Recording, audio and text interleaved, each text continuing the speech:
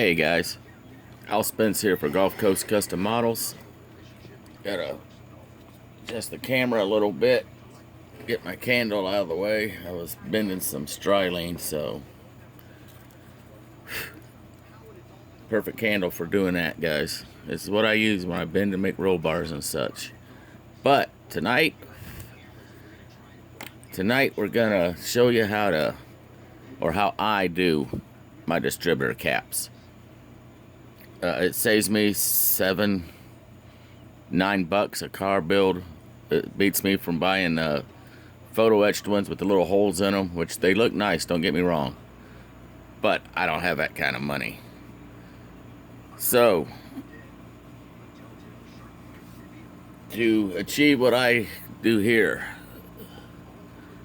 but you can see the distributor caps up here in front of my finger, and I form my wires down along the valve covers and then let them finger off and go in. I'm going to show you pretty much everything, how I do it step by step. I'm going to dedicate this to my buddy James Butler. James loves building. He builds a lot. He's having trouble with this, and I know he's tried several times. I know he's applied himself, and he's made a great stabbing effort at it. He's missing a few steps. And when I did my wiring the Hemi, I think I left something out. So about 2 or 3 different steps. So without further ado, tonight I'm going to show you that. Let's start off first off with the wiring, okay? What wires I'll use? Well, 2 different kinds basically. I bought these they come loose wired, I should say. Just looks like they spun it off something and wrapped it around each other, and then they sent me these little plastic things that I had to actually have my wife hold almost like fishing line and wrap on these, you know. So there's my black. I use that a lot. That's everything from, heck, fuel line sometimes, but my NOS bottles and such, and plug wires. Anything in the early cars, all black. 70s, late 60s and 70s, they came out with yellow jacket wiring. If some of you older guys remember them, I don't know what they call it nowadays, but that's where the yellow comes in. I use that virtually almost all my race cars. Or red. Now I got this spool because I show you. This is what I get at Radio Shack. Okay, they've got about 4 different colors. They got white. Now white you can use. You just spool it out somewhere and paint it. After you paint it, shoot it with some cheap clear coat or something. It works. But this right here, the main thing, guys, is the gauge. AWG, American Gauge Standard or something. What is that? AWG, American Wired Gauge, AWG. And when you buy it, it'll go 28 gauge, 26, 24, 30, 34, all the way down to 8 and 6 gauge. Now, for some guys, younger dudes, whatever, that don't understand the wire code, the higher the number, the smaller the wiring. The higher the number, the smaller gauge wire you're gonna have. And I prefer to use something around 30 gauge, period. 28 to 30, that's it. For example, here, I know this is 28 gauge wiring, okay? I got it handy hanging right up here because I use it a lot. I can use it as plug wires in an emergency if I don't have my other, which is 30 gauge, or I use this a lot for fuel lines coming off my carburetors and stuff. And I'll do a video on that one day too, because that's a whole nother animal. I was using these beads for boots at one time, but I've gotten better at it. And these are the little beads I get for that. I just put these 5 or 6 on a toothpick and paint them red or blue for the fittings. And then I hit them with clear fingernail polish. And it don't come off when you get glue on them and stuff. That's all that is. So that's what I use. I get them at Michael's.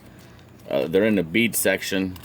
They come in brass color, silver. So that's another day. But the wiring again. So the smaller the gauge, the AWG number is the lower, the bigger the wire. 8 gauge I used to work with at the phone company, or 6 gauge, a lot of for 6 gauge grounding is as big almost as your pinky. So when you get up into 30 gauge like this is what you're after. 28 to 30. Some guys say, well, 24 gauge work? Well, yeah, it'll work, but it's big. It's not really looking scale right. It's just, I've used 24. It's just too big. So there's your wiring, okay? Next part of the material I use. My styrene tubing. Right here. 5/32 tube. Get the one with the circle on it, hollow circle. If it's solid rod, it's going to be a black dot, period. It's number 225. Strip styrene. Yeah, it was $3.35. I think I got this at Hobby Lobby. Okay? You need that. Now, when you get one of these and a spool wire, you ain't buying distributor caps for a long time. I mean, unless you just like spending money and those little holes in the top of it looks cool. Now, I've seen some guys that will, honest to God, they'll take and line that cap up, and they literally look up the firing sequence of a 327 or 283 or a 426 Hemi, and they'll actually put the wire in the distributor cap at the number 1 point plug where that cap would be number 1, and they go back and they hit the number 1 plug cylinder, you know, and they do the number 2, 4, etc., odd and evens. But that, I don't get into that, man, dudes. If it looks good, if it's smoke and mirrors, fine. So anyways, I'm gonna wire back up. I take this, I take my spool, and when I start cutting wire off, I'll show you what I do. I reel me off about 1.5 feet, like so, and I'll take a piece, and I'll take my engine block, and I line it up where the distributor cap's going to go. On all Chevys, the distributor, most part, is in the back of the engine. The Chryslers and stuff are usually up here in the front to the left in the Ford, so a little tip for Todd. I'll run it up to the end of the manifold. Down here, guys, I need a pointer. Here's a black one. Okay. This is your valve cover, the part that sits on top. This is where the rockers arm are and the springs, and it goes when your motor's running. Down here, where you see these dots I put on here already, this is what's called the heads. This is where your exhaust manifold and headers and stuff goes on to. And I'm gonna show you how I deal with the header deal in a minute. But so you want this to come down into the heads. I take it out to the end of the distributor valve cover. I bend it down and I run it to about the bottom of the oil pan, and that's it. This is the longest run for the engine. Okay? I do this kind of quick. I clip that one off, and I'll pull another one out, just the exact same length.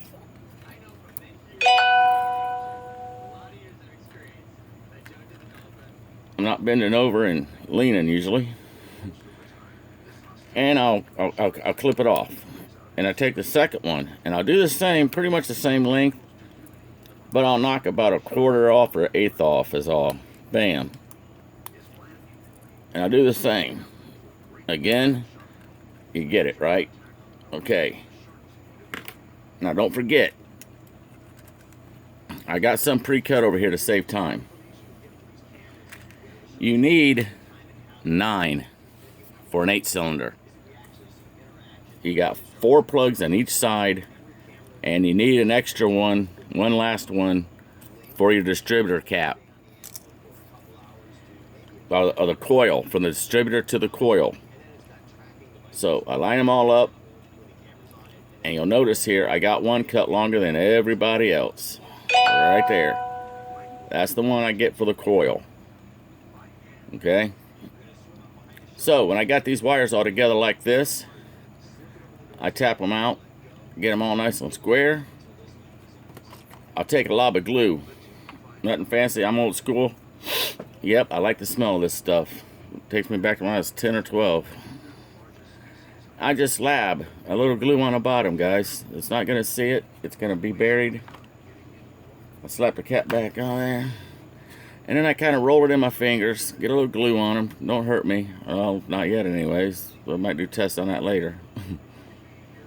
But, alright. Now, I get those kind of all stuck around. It's going to tack up for me when I pick them back up here in a second. It's going to hold together a little better for me. So I lay them down. Now, I need my distributor cap. So, spool my wire back up. Get it out of the way. Okay, here is the 5/32 tube. This is a piece I've already painted. I had painted. I got one left, so I'm not going to go chopping on that in case I build a roll cage or something. So I got one left. Very sharp. It's a new blade. Okay. What I do, I take the kit distributor, the one that comes in the kit. I'll show you what you can use this for later on here in a second. But I line it up, loosely stage it on there. Now, I don't have to mark it, but let's do that so some guys will get the idea. Take it, slap your little mark on it, a little blue fine tip Sharpie. You're going to paint over it, so it don't matter. You're done with that. So you got your mark on. Take it, lay it down, take your Sharpie, and roll it back and forth several times. And as you roll it, add a little pressure to it. And now, when you get ready to really put the force down on this to snap it, I use my left index finger. I cap it on the end over here, because this thing's going to go bing, and probably take out Warren Johnson's 83 olds over their window. So I roll it, and as I'm adding pressure, I'll get so far, and I'll just snap. Now, this didn't break in half all the way cut, because I got it on this bubble wrap. I use this so you guys, this gold shit's here so you can see it better. Snap it off. That easy. Okay, so there, we got a distributor. It's a little big. If it's a little big, lay it down and just shave the end off a hair. There, pop. Bam. Perfect. Now, what you want to do, a lot of times I'll ream this out in here. Don't use, this is a brand new blade. I don't do that. It's rough on them. So, I got my other backup one here. It's old. I sharpened it on one of these fingernail files. I suggest getting these. Man, guys, you can find these in any CVS or anywhere. I scuff my slicks with them, and it works great. I mean, it's absolutely the bomb. So, take this, ream it out. You're trying to get just a little bit more room, make it a little bit more comfortable for the wires to go in. I go a little deeper in it, ream it a little more, blow it out. You see, you're getting particles on here. Hit it one more time, a few laps. This is really hard on the blade, man. So that's why I suggest if you use a brand new blade to cut with and do stuff like this, excuse me, kids, with your old one. So we're done with that. Okay, there's the distributor cap. Easy as that. Now, back to the wires. I got them laying here. That glue's tacking up. I tack them up, stack them up. Give it a little squeeze, please. And you can give it a test fit, okay? Just take it, stick it in. See how it comes out the bottom? Perfect. Now, what you want to do, go back to the glue. I sleever some on it here. I get it in between the wires, rough it up a little. Alright, pull it back up. Now what I do, I leave a little wire sticking out because I've learned this in the last month or so. Now, depending on how you guys want to do this, I used to pull the cap out where I had a little room in the bottom, and then I would take another little hollow, a solid rod, and put it in the bottom. And then I whack that off. And you got what's virtually your mounting pin that goes into the hole on the engine manifold. But I've learned you pop the wires all the way through like this and then twist them a hair to keep them sticking. I want this glued good, so I'm going to pull it down and hit it another little lap. Get a little good sliver on there. Slide it up and out, working it. Alright. Now you leave a little bit out like that. Now, you got something to literally put in the hole of the manifold with just the red wires itself. And if it's a little high when you put it down, you can either ream the top of the manifold out or just clip these off a little bit, whatever you need. Okay? And there you go, James. Remember, I dedicated this to my buddy James, because James learned a lesson the other day. What I'm getting ready to show you right now is drilling holes in the engine block, like I showed you in my Hemi video. Next, I'm going to get a little bit more in detail here. So take that. I laid it on top of a paint bottle, somewhere like that, and I just set it like that, let it balance there and dry. Okay, we'll come back to that in a minute. Alright, the engine block. Now, I got this marked, guys. You put holes. 2 of them go closest together in the center. If you really look at an engine, an older engine online or something, you'll notice that. The one hole's up here in the front, 2 closest in the middle, and 1 on the end. And actually, as fires is 1, 2, 3, 4, 5, 6, 7, 8. Okay? Remember, you gotta have 9 wires. You got a coil. On this particular engine, I'm gonna mount the coil on the firewall, so it's irrelevant. But I marked the holes. Now this side there's no marks, but that's how I do it. Now if you got headers, you put your headers on. Look at it. Okay, you got your 2 little indents here where the engine block, where the header is glued to, generally. So if that lines up there, just take your header and line it up. And if you have to, which I eyeball it, I'm pretty good at eyeballing it. But if you have to, get a Sharpie. Get your fine tip Sharpie. Put a spot in between this header. About right there. Having a hard time with this hitting there. I can't get it to. Okay, see that? And you got another one right here. Okay? And you got another one right here beside it. And on your last one, it goes down here. Okay, see how that's 2 closest in the center and 1 on each side end? Now, it's going to be ballpark. I mean, you know, you got to work with it. But once you get the holes drilled and the wires in your header, you just glue it on just a hair down. Don't drill your holes down here in the side of the engine block, guys. That's where your freeze plugs are. It's totally off. You got to get them on the heads, okay? These glue on first and then the valve covers. So hit them in the heads. James. So, with that being said, I'll show you. I'll drill you a hole. Heck, what am I doing? Here you go. Just happen to have a drill laying here.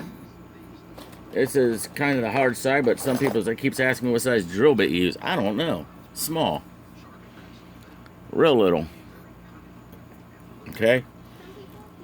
Usually, now I'll do this before I mount my blower and stuff on, or particular carburetors or whatever, with just a manifold on. And usually I leave the oil pan off, because if you got it painted, you're going to get big finger parts and dents in it and stuff. But I'm not using this engine. I built this just for this demonstration. So take your bit, line your hole up, put a little pressure, put a medium amount of pressure, and press and drill. Rotate the finger drill through your fingers, and it's gonna pop through. There we go. Okay, I ream it out a little, move my drill bit here and there. I got my first hole drilled. Now, guys, if you got an old drill bit, okay, I'm gonna show you a trick here. If you're in a hurry, which generally I am. You get an old drill bit, you got one broke or something, right? Light up your tea candle. I didn't know it was called a tea candle. I called them dinky candles, so my wife told me, oh, you use my tea candles? Yeah, baby. Heat your drill bit up a little bit. Take your engine block, kids. Get your mom or dad before you do this. Alright, hit your next hole. Get it right the first time, because it's going to do a number on it. And you can work it out.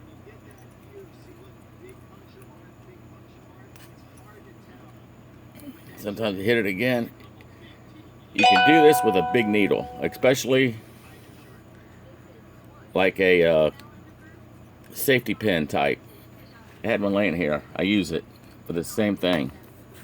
Right here, except it gets hot. So you want a small pair of pliers or something. That right there. You can also use one of these. Heat the tip.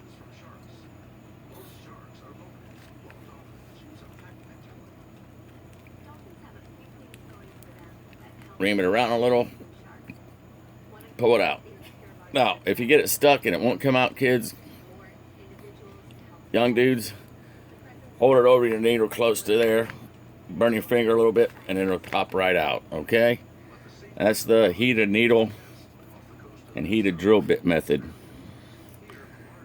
I don't do that a lot, but it works. And then you can take the drill bit and go back through and hit all your holes, okay? Alright, you got the idea. So you got your holes in. For time purposes, because I have done this already and showed you on another video, let me go over here and get my boots. These boots are just a hair big. The other one, I got my other box. So these are perfect. Right here they are. This size you want right here. I take my scissors. I link them about the length of the blade of the scissors. This part here. And I whack me off a boot. I'll go through and literally just cut all 8 of them out. Because you can actually trim these up as you need them later on when you put it on the wire. There's 4. So, you got your boots off. Now, this cap, I generally let this dry, guys, 6 or 7 hours at least. 4 or 5. So, really, I do these at night. I'll make up 4 or 5 of them and let them dry overnight. But as you can see, I got a little extra off the end. That's good. It's going to go back here like so. So what I'll do is I'll take my hobby knife again and I'll ream this out. So the wiring and stuff will fit down inside here a little bit. It don't have to go all the way in, but you want something to bite to, with a glue to grab to. And you know you're supposed to scrape all your chrome off and you glue something on anyway, so there you go, 2 for 1. But like that. And now what I'll do, I can adjust the cap right now where I'm going to need it, right there. That's a little nub sticking out. That's all you need, okay? So what you do at that point, you have this on here and it's glued in. You've set it overnight. And this thing is going to be set up right in the center, pretty taut. Split your wires out. 4 each side. Remember the long one? That's your distributor. Or in case you cut one of these too short, you can still mount your coil anywhere on the engine and use it. But if it's too short for a plug wire, you got your long one. So that's why I do that. So I got 3, 4. Here's the other 4. I fold them over here. I fold these 2 here. I will absolutely, I've learned from experience to do the shortest run right here first. Okay, I bend it like an S. I bend it over and there's 1. I take the next one forward, bend it with my thumbnail, holding it in place. There's 2. Take your next 2 for the far end of the block and bend them over. Okay, then I'll take scissors and whack all these off. And do the same over here. You take these and bend them and get them up here to the front of the valve cover. Get your length. Break them off like little fingers, like so, and whack them off, okay? Whack them all. So, and when this is all dried on sitting on here, when you get ready to start gluing these boots in, you get ready to put your boots on to glue it down. Take your first one, your wire. I grab me a boot, burn my hand. It don't make. I try to put these on prior to, but it don't work. They keep sliding around and they'll slide off the wire and you lose them, etc. But while it's on the engine, it's hard. I use my glasses. But you take a boot and just slide it on the wire.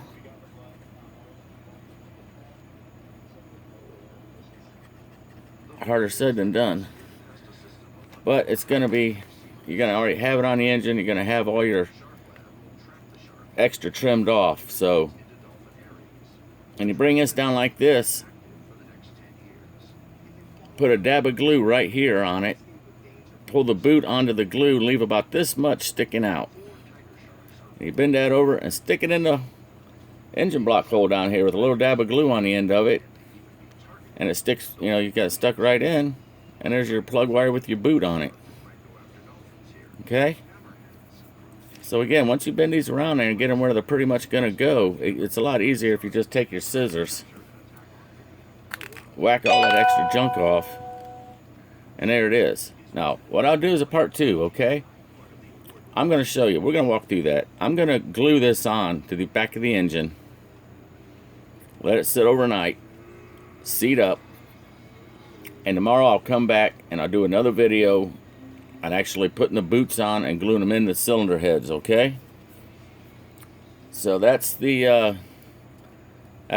way I make my distributor cap and wires.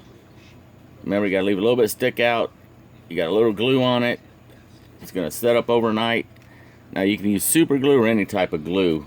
I use this. Where's my this stuff here I just bought? I've used it before. I got another open tube somewhere. It's a GNS. Got a little needle valve on the end of it and stuff. Man, that's some good stuff right here, guys. It's like $8.99 a box or something. What is that? $6.99 a tube.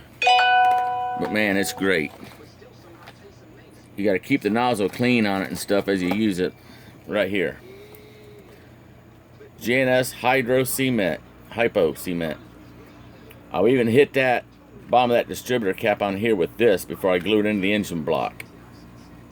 And it works super. So I'm going to leave this out. Put this back up to tomorrow night when we put the boots on. Come back and see Al. And we'll finish wiring up the engine. Remember I talked to you guys about my Bondic? Well, by golly, I do use it. Right there's my Bondic and my wand. Had it out. This stuff's great, guys. I needed parachutes the other night. I pressed it in the silly putty here. Pulled the old one back out. Got the mold of it in there. And took a little Crisco on my brush. Brushed it inside. Put the Bondic in layers. You got to make a bottom layer. Hit it with a light. Make another layer. I don't know how thick. A centimeter, half a centimeter. Hit it with the light and build it up, and you get it. I got extra carburetors in here I've done it with. All the silver ones are the ones I molded out of these. So Bondic's handy to have when you're missing like a pair of parachutes for a build. I made one for my Corvette. Right here it is. These chutes here, both of them, I made out of Bondic. Just night before last. So the stuff works. It's handy to have on hand for you model builders. It's great for filling in seams, like if your bumpers don't seat up right, or the front clip don't seal and you got the cracks along the edge. It's great for that. I just can't say enough about that shit. I love that Bondic, man. Oh, real quick on the headers. Remember? Now, if you got a set of headers and it's got a solid bar on it right here, and you mount it in place, you can mount this header down just a hair. And leave yourself enough room just to drill your holes along the top edge of the valve cover and the heads come together. And then glue your header onto it. That's all you got to do. It ain't no biggie.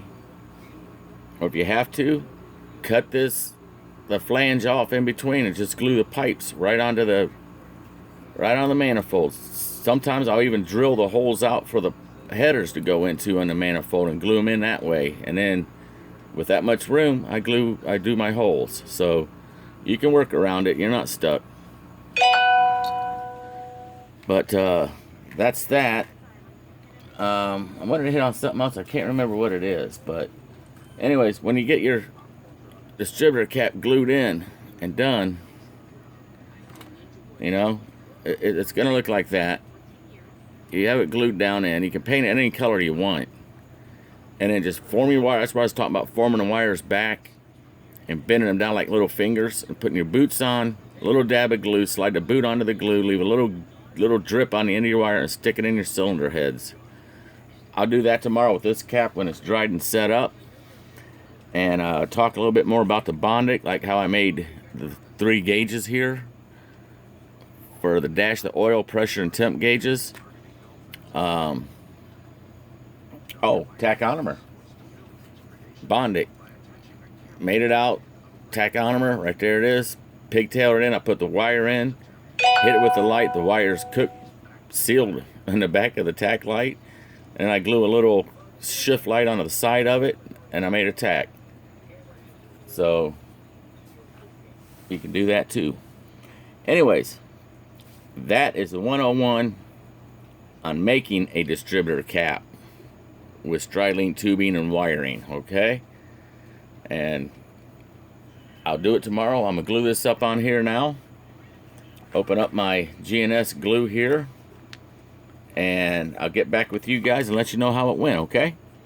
Alright, I'll see you tomorrow night. I'll do another video, and we'll put the plugs in and the boots on, and I'll wrap this up. So James, there you go. You guys out there watch this. Any questions, comments, leave them. I'll talk to you later. Al Spence here for Gulf Coast Custom Models, and I'll holler at you tomorrow night. Have a good one. Good night.